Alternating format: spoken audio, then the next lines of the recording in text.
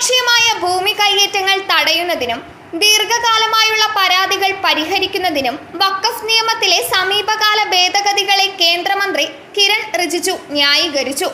ജനങ്ങളുടെ ഭൂമിയുടെ മേലുള്ള അവകാശങ്ങൾ സംരക്ഷിക്കുന്നതിന് ഈ നീക്കം നിർണായകമാണെന്ന് കേന്ദ്രമന്ത്രി പറഞ്ഞു. ഭൂമി ഏറ്റവും വിലപ്പെട്ട വസ്തുവാണ്. പല രാജ്യങ്ങളും അതിനുവേണ്ടി യുദ്ധം ചെയ്യുന്നു.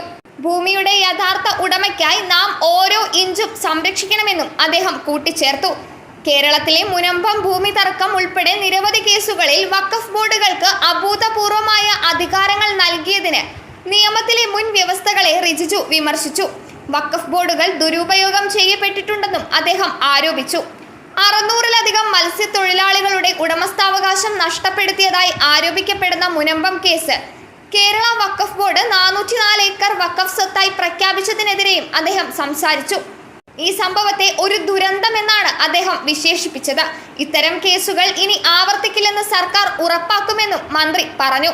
പരിഷ്കാരങ്ങളുടെ ഭാഗമായി വഖഫ് ബോർഡുകൾക്ക് ഏകപക്ഷീയമായി ഏതൊരു ഭൂമിയും വഖഫായി പ്രഖ്യാപിക്കാൻ അധികാരം നൽകുന്ന നിയമത്തിലെ സെക്ഷൻ 40 കേന്ദ്രം റദ്ദാക്കിയതായി അദ്ദേഹം പറഞ്ഞു. ഒരു അധികാരിക്കും അനിയന്ത്രിതമായ അധികാരം ഉണ്ടാകരുത്. ഭാവിയിലെ എല്ലാ സർവേകളും ജില്ലാ കളക്ടറുടെ നേതൃത്വത്തിലായിരിക്കും. കൂടാതെ സർക്കാർ രേഖകളുടെ അടിസ്ഥാനത്തിൽ മാത്രമേ ഇതെല്ലാം നടക്കൂ എന്നും റിജിജു വ്യക്തമാക്കി.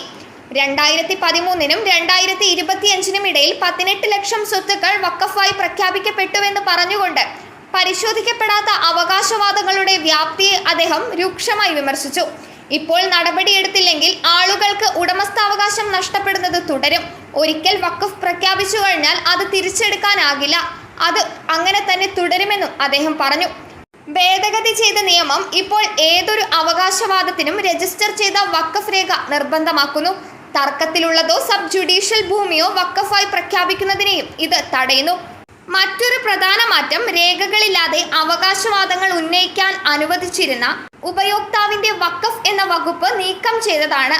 അത് വളരെ അപകടകരമായിരുന്നുവെന്നും റിജിജു പറഞ്ഞു. News desk മലയാളാക്ഷരം.